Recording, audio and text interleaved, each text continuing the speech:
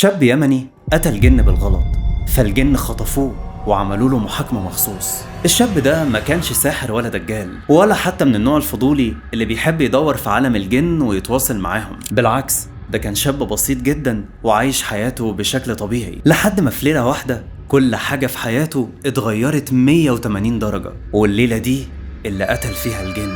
الغريب بقى ان الجن ما كانوش بس عاوزين ينتقموا منه، لا، دول قالوا انه لازم يتحاكم. ايوه، زي ما سمعت كده يا صديقي، يتحاكم قدام محكمة كاملة القضاة فيها من الجن، والشهود عبارة عن آلاف من الجن والشياطين، والمتهم الوحيد فيها كان إنسان. فإيه بقى حكاية الشاب ده، وإزاي قتل الجني، وإزاي الجن خطفوه وعملوا له المحاكمة، ويا ترى المحاكمة دي رسيت على إيه في الآخر؟ عايزك بقى تركز معايا في كل تفصيلة في الفيديو، لأن اللي هتسمعه النهاردة هيخليك متأكد تماما إن العالم الآخر هو أخطر بكتير مما نتخيل.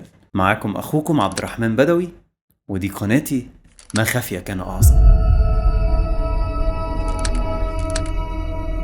في منطقة الصبيحة التابعة لمحافظة لحج في اليمن، اتولد شاب اسمه أحمد ياسين العنتري. شاب يمني بسيط زي أي حد في سنه، كل حلمه إنه يلاقي لقمة عيش بالحلال عشان يساعد أهله في مصاريف البيت. وبسبب الظروف الاقتصادية في البلد خليته ياخد القرار اللي بياخده تقريبا معظم الشباب، ألا وهو التجنيد. أحمد قرر يدخل الجيش مش بس عشان ياخد مرتب ويأمن بيه مستقبله، لا، ده عشان كمان يخدم بلده ويكون سند لعيلته. وبالفعل اتقبل أحمد في الخدمة العسكرية، ولبس البدلة الميري بتاعته واستلم سلاحه، وبدأ خدمته العسكرية كجندي في الجيش اليمني. بس في يوم جت أوامر لأحمد إنه يسيب منطقة الصبيحة وراح لمكان الخدمة الجديد في قلب صحراء محافظة شبوة اللي في شرق اليمن. أحمد طبعا نفذ الأوامر وفعلا راح للمكان هناك، على الرغم إن كل الأقاويل كانت بتقول إن المنطقة دي في غاية الرعب، وطلع عليها سمعة إن الجن بيظهروا فيها بالليل وبيضايقوا أي حد يشوفوه. بس أحمد بقى كان شاب شجاع ومهتمش خالص بكل الكلام اللي بيتقال عنها، بس ما كانش يعرف إنه هيقابل كائن مرعب هيقلب حياته 180 درجة، وهيخليه أول إنسان يقف قدام محكمة الجن. المهم إن أحمد استلم خدمته عادي، وكان واقف لوحده في منطقة حراسة معزولة تماما، لحد ما جه الليل. وهنا بدأ أحمد يحس بالتعب الشديد بسبب البرد، لحد ما فجأة حس إن في حركة غريبة حواليه. دي مش حركة حد بيمشي على الرمل، بالعكس، ده حركة الهوا نفسه اتغيرت، وبدأ يسمع صوت همس وفي حد عمال بينده عليه وبيقول له امشي من هنا، ده مكاننا احنا. أحمد افتكر إن في مجرم في المكان وإن هو اللي بيقول له كده، عشان كده رفع سلاحه وعمر الخزنة وبدأ يمشي ورا مصدر الصوت، وبيهدد الشخص اللي عمال يتكلم إنه هيقتله لو ما سلمش نفسه، ولكن محدش رد عليه. واتفاجئ كمان إن صوت الخطوات بتاعت الحد ده عمالة بتقرب منه أكتر وأكتر، وفجأة ظهر قدامه جن شكل مرعب خلاه واقف يتسمر مكانه، وما كانش قادر يتحرك من شدة الرعب. الجن ده كان طوله أكتر من 3 متر، والضلمة مش موضحة ملامحه نهائي. الأرعب كمان من كل ده إن رجليه ما كانتش لامسة الأرض، وكأنه طاير في الهواء وبيقرب ناحية أحمد.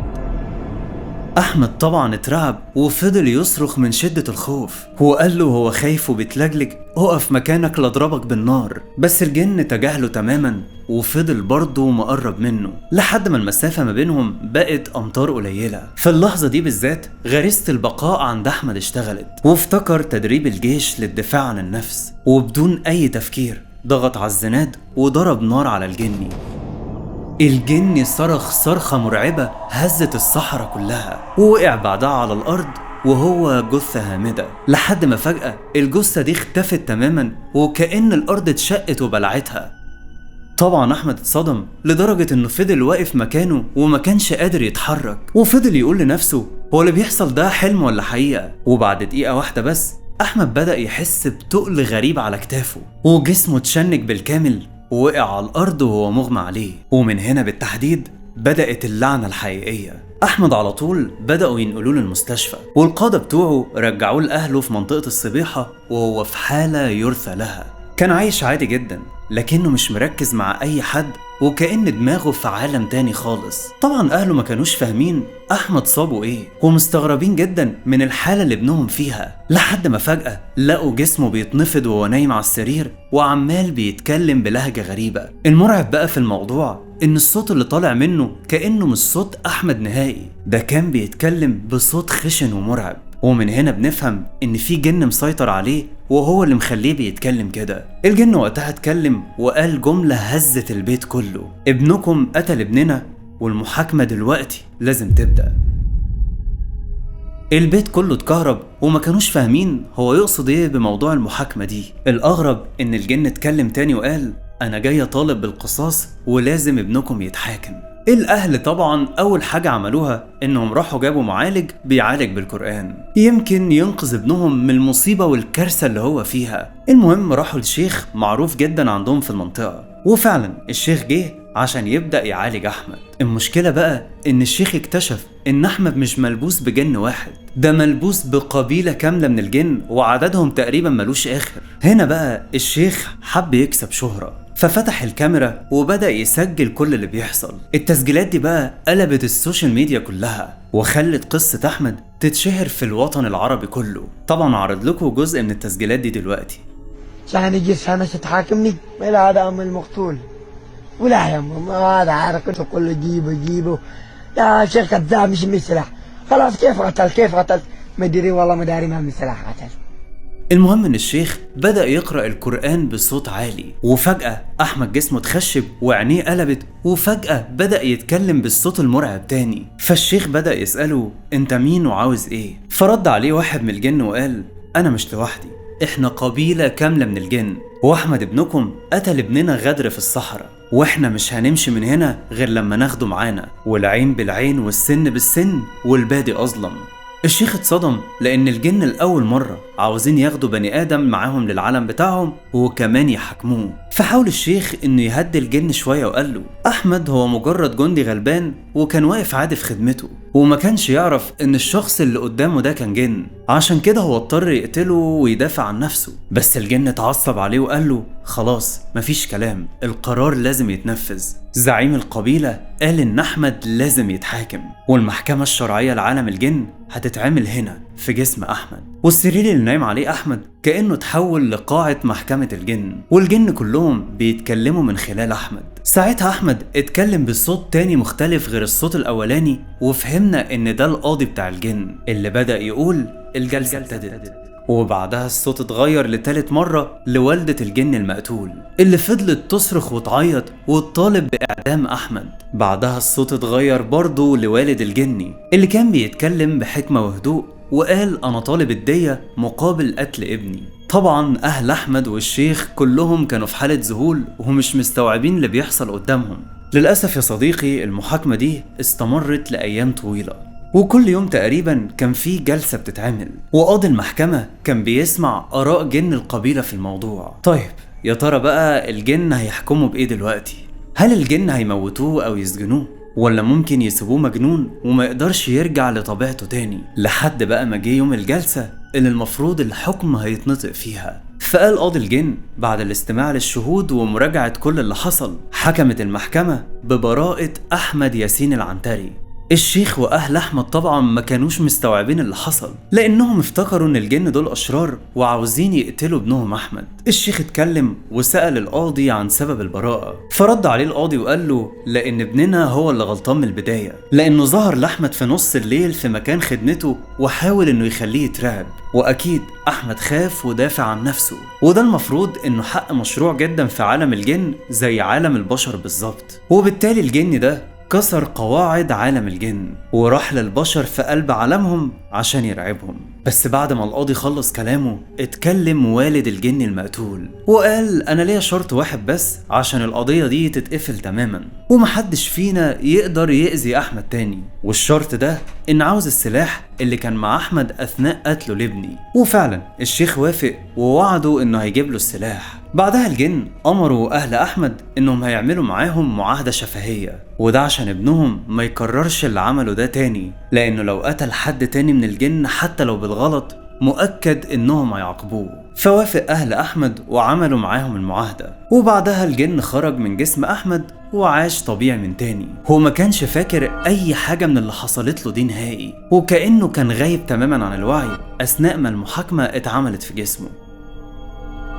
دي بقى يا صديقي كانت قصة الشاب أحمد العنتري اللي كانت تقريبا ترند رقم 1 في سنة 2024. ومن هنا الناس بدأت تقتنع إن قتل الجن عمره ما كان شيء سهل تماما، وإن ليه عواقب ممكن توصل لحد الموت. ولكن يا صديقي لو فاكر إن أحمد العنتري هو الشاب الوحيد اللي قتل جن، فأكيد أنت غلطان، لأن في شاب قتل أمير من الجن. لا وكمان إيه، اتقبض عليه من شرطة الجن. طبعا أنا عارف إنك ممكن تضحك عليا دلوقتي وتقول شرطة جن إيه يا عم عبد الرحمن، هو الجن كمان عندهم شرطة؟ خليني أقولك يا صديقي إن عالم الجن ده بيشبه عالمنا في حاجات كتيرة جدا، سواء في حياتهم اليومية أو القواعد والقوانين عندهم. وفي أدلة كتير قوي على الكلام ده من خلال السنة النبوية والقرآن الكريم. المهم تعال أحكي لك قصة الشاب اللي قتل أمير من الجن، لأن اللي هتسمعه دلوقتي سهل قوي يخليك تشك في أي حيوان قدامك إن هو مش حيوان، لكنه ممكن يطلع جن. فالحكاية بتبدأ مع شاب مصري اسمه علي عنده 20 سنة، اللي عايش في قرية ريفية في محافظة الشرقية. علي يا صديقي كان من عيلة فقيرة جدا، عندهم بيت صغير كده عايشين فيه على أطراف القرية، وعندهم كام قيراط كده بيزرعوهم وبيبيعوا المحصول بتاعهم. ولأن علي كان الابن الوحيد لأبوه، فكان بينزل وبيساعده في زراعة المحصول. وفي يوم وتحديدا الساعة 1 بعد منتصف الليل، كان كل اللي في البيت نايمين ما عدا علي اللي كان قاعد في الصالة لوحده، وكان بيتفرج على التلفزيون وهو سرحان في خياله، لحد ما فجأة حس ان في حركة غريبة جنب رجليه، واتفاجئ ان في تعبان اسود ضخم عمال بيتحرك جنبه. فاتصدم علي لان التعبان ده كان حجمه اكبر من حجم أفعى الكبرى، وعينيه كان لونها احمر وبتلمع في الضلمه زي الجمر. المرعب بقى ان التعبان ده كان مثبت عينيه على علي، هو كأنه اصلا يعرفه وجاي له هو مخصوص. طبعا علي اترعب وقتها وفضل يصرخ وينده على والده، بس والده وقتها كان تعبان ومش قادر يتحرك من السرير، فاضطر علي انه يروح يجيب عصايه كان فيها مسامير، وفضل يضرب التعبان اكتر من مره على راسه لحد ما خلص عليه وقتله. ساعتها طبعا فرح جدا انه الحمد لله اتخلص من التعبان، وشاله ورماه بره البيت، وافتكر بكده ان الكابوس خلص. ولكن الكابوس الحقيقي لسه هيبدأ دلوقتي. فعلي دخل اوضته كالعادة عشان ينام، فقفل باب الأوضة وبعدها طفى النور، وأول ما غمض عينيه حس ببرد شديد جدا في الأوضة مع إن الدنيا كانت صيف. فقام وفتح نور الأوضة، وفجأة لقى قدامه 4 أشخاص لابسين أسود وحجمهم ضخم جدا. في البداية علي افتكر إن دول حرامية وإنهم جايين يسرقوا البيت، بس اتفاجئ إن الأشخاص دول لون عينهم بيتغير للون الأحمر، وبيقولوا له إحنا مش بشر، إحنا جن.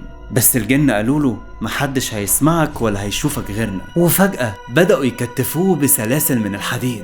ساعتها قرب واحد من الجن وقال له انت مطلوب القبض عليك لانك متهم بقتل الامير عاصم، ودلوقتي هتتنقل لمملكة الجن عشان هتتحاكم هناك.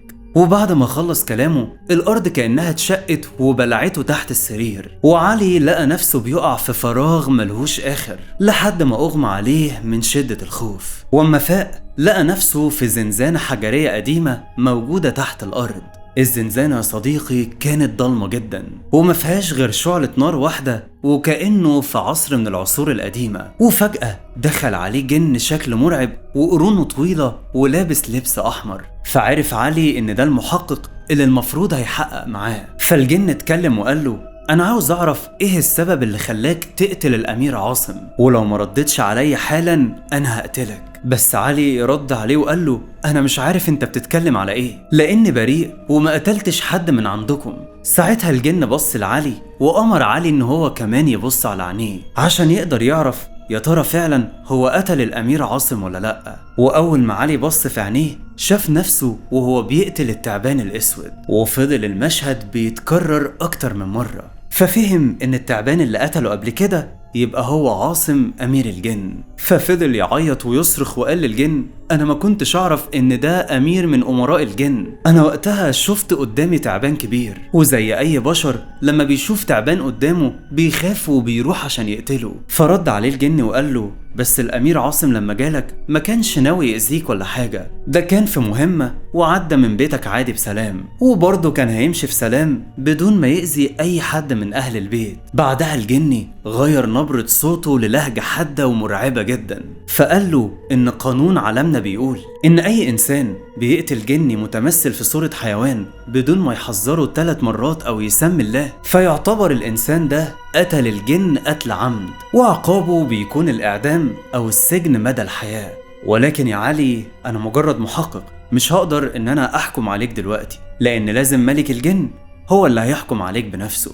علي طبعا استسلم وحس ان مصيره هيكون الموت، فانهار من العياط لان كده هيموت بسبب جريمة ما كانش يقصد يعملها من الاول. وبعد ساعة دخل عليه ملك الجن فقال لعلي انا مش هحكم عليك بالاعدام، لان ابن الامير خالف القوانين ودخل لبيتك بدون استئذان، وده المفروض ممنوع في القبيلة بتاعتنا. عشان كده يا علي انا قررت هرجعك للعالم بتاعك، ولكن هتعيش طول عمرك عاجز، ودي هتكون دية الأمير. وبعدها حط إيده على راس علي وقال له دلوقتي تقدر ترجع للعالم بتاعك.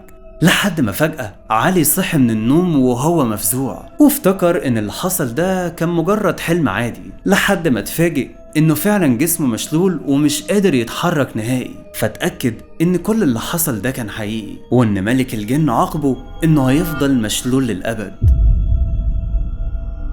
خليني اقول لك بقى يا صديقي ان القصة دي انتشرت على السوشيال ميديا من 3 سنين فاتوا، وسببت وقتها حالة من الجدل الكبير، خصوصا ان ناس كتير قوي ادعوا انهم يعرفوا علي شخصيا، والناس دي اجزمت ان القصة حقيقية بنسبة 100%، وانه لحد دلوقتي هو مشلول بعد ما كان سليم وبيقدر يمشي على رجليه. فنصيحة يا صديقي، لو شفت اي تعبان او كائن غريب في بيتك لازم تسمي الله وتستعيذ بالله من الشيطان الرجيم. ولو عاوز تعرف السبب ففي قصة قديمة كده حصلت في عهد النبي صلى الله عليه وسلم، والقصة كانت لواحد من الصحابة شاف تعبان على سريره، وساعتها ضربه بالرمح عشان يقتله، ولكن التعبان ده هو اللي قتل الصحابي. عشان كده النبي صلى الله عليه وسلم نهى عن قتل أي حية تدخل البيت غير لما نحذرها لمدة 3 أيام، ولو استجابت وخرجت خير وبركة، أما لو ما استجابتش فهنا ليك الحق ان انت تقتلها. وما تنساش كمان يا صديقي حاجة مهمة جدا، ان عالم الجن ده مش عالم حيواني مثلا ولا كأنه غابة، بالعكس ده عالم منظم جدا، وفيه دول وحكام وقوانين وبلاد وحاجات كتيرة جدا زينا، والمفروض انهم عايشين معانا على نفس الكوكب، يعني مش في بعد تاني زي ما ناس كتير بتقول. وعشان كده ربنا سبحانه وتعالى حط حدود وقوانين بيننا وما بينهم عشان الاتنين يعيشوا في سلام. ولحد هنا يا صديقي تكون خلصت حلقة النهاردة. ما تنساش بقى تدعمني بلايك وتقول لي رأيك في حلقة النهاردة في الكومنتات، وألقاكم على خير في قصة جديدة إن شاء الله. مع السلامة.